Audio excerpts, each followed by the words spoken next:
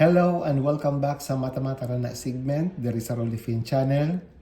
Karong panahon na atong tunan kung paano na to i-square ang 2-digit number sa dali og sayon na pamaagi.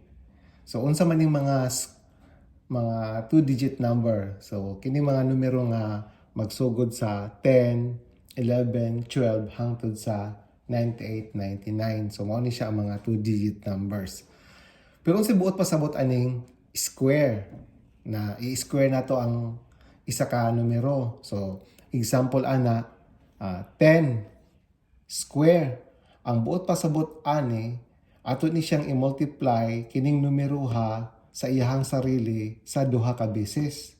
So mahimo na siyang 10 times 10 which is equal to 100. So pag moingon ganita nga 10 square, ang equivalent ana 100 na siya. Pag ang 2-digit number gani na atong i-square nag-end sa 0, sayon ra ni siya kaayo. Kay nganuman, diri ra man ta mag-focus sa tens place or diri sa atong first digit. Mao ra man ni ang atong i-square. So kining si 2, i-multiply nato siya sa iyang sarili og kaduha ka beses. So mahimo ni siyang 2 times 2 which is equals to 4. Pagkatapos dungagan lang nato na siya og duha ka 0. Kining 40 square, i-multiply po din mo ni si 4 sa iyang sarili sa duha ka beses. So mahimo na siyang 16. Dungagan nimo og duha ka 0. So ang final answer ana 1,600. So kining 80 square sub, dili lang punta mo sa first digit. Ang 8 square, mahimo na siyang 64, then dungagan na to og duha ka 0. So mahimo siyang 6,400. Ang 90 square, 81 na siya, then dungagan na to siya og duha ka 0, mahimo siyang 8,100. So buot pasabot, pag ang atong 2-digit number gani nag-end sa 0, dali ra jud siya kayo solbon nato. Dirita sa mga 2-digit number na ang end niya is, ang ending niya is 5. So sama aning 25, 45, 75 ug 85. So paano nato ni siya i-square sa dali nga pamaagi? So kung makahinumdum mo guys, katong gitudlo na ko sa inyo ha, o katong gidiscuss ako na trick sa inyo ha na paano nato i-square ang usa ka numero nga nag-end sa 5. So dire ma-apply lang gyapon nato ni siya. So kung ma-remember ninyo, ang atong buhaton ani is mag-focus lang ta diri sa first digit. 2, ang sunod sa 2 is 3. So i-multiply na nimong duha, 2 og 3, mahimo siyang 6, then dungagan na to og 25. So sama aning 45 square, kini siya 4, o say sunod sa 4, 5. So 4 times 5 is 20. So dungagan lang po nimo og 25. Sa tumoy kay mao man na ang ending pag ang duha ka numero nga nag-end sa 5 tapos i-multiply nimo sa iyang sarili, ang ending ana sa sa answer is 25 jud na siya. So sama aning 75 square, 7 man ni siya, ang sunod sa 7 is 8. I-multiply nimo si 7 ug si 8, mahimo na siyang 56. Dungagan nimo og 25. So kining 85 square, 8, ang nagsunod sa 8 is 9, so 8 times 9 is 72, dungagan nimo og 25. So wala tay problema pag ang ato ang 2-digit number nag-end sa 5. So ma-apply to nato ang trick na gi-share nako sa inyo hatong mga niaging panahon. Tistingan nato ni mga numero nga wala siya nag-end sa 0 sa 5, sama ning 21 ug 43. So pangitaon nato ang square ani na mga numero nga sayon lang siya para sa tua. So aduna kitay trick na pwede i-apply ani para dali na to solbon ang square ani na mga numero. So paano man nato ni siya trabahoon? Ang atong pagtrabaho ani, magsugod ta gikan sa tuo, padulong ta sa wala.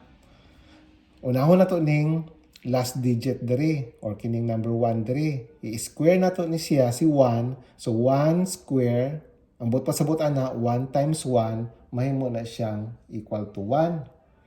Ang sunod na digit diri, product ni siya sa duha ka numero. I-multiply nato ni siyang duha ka number. So 2 times 1 is equals to 2. Ang answer ana, i-multiply nato og 2 always. So 2 times 1 is 2 times 2 mahimo na siya nga 4. Ang sunod nga digit diri karon sa atong answer, diri na to kuhaon sa first digit ani. So mao ni siya nga atong i-square. So 2 square is equal to 4. So finally ang answer sa 21 square is equal to 441.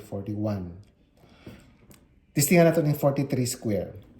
So sa 43 square, sa akong gikaingon sa inyo ha, na magsugod ta sa tuo, padulong ta sa wala.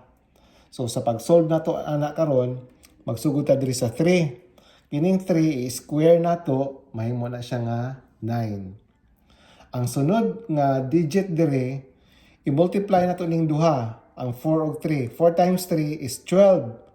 Ayaw kalimot nga i-multiply nimo siya sa 2, mahimo siyang 24. 4 lang imong isulat diri. Katong si 2, i-carry to nimo siya diri para sa diri nga digit. So paano na to siya pangitaon ang digit nga diri dapat? Diri na to kuhaon sa 4. So si 4 i-square na to siya. 4 times 4, 16. 16 plus 2, mahimo siyang 18. So ang final answer, pag ang 43 i-square na to, equal na siya sa 1,849. Try na to solve kining last example na to. Pangitaon na to ang square sa 94. So magsugod ta diri sa 4, i-square na to, mahimo siyang 16. So isulat nimo si 6, i-carry nimo si 1. Ang sunod nga digit diri, magikan diri sa product sa 9 ug sa 4. 9 times 4, 36. Times 2, mahimong 72. Dungagan nimo 1, mahimo siyang 73. So 3 lang imong isulat. Si 7 imo na pud siyang i-carry. 9 square, mahimo siyang 81. 81 plus 7, mahimo siyang 88. So ang final answer, kung i-square nimo si 94, mahimo na siyang 8,836. So ingana lang siya kadali guys, kung mag-square ta sa mga numero, kung aduna kita i-trick nga nabalaan, sayon lang jud siya para sa tua. So kung nakita ninyo nga useful ang ato ang trick karong panahona, paki-like, share, ug ayo kalimot sa pag-subscribe sa Rollyfin channel. Daghan kayong salamat.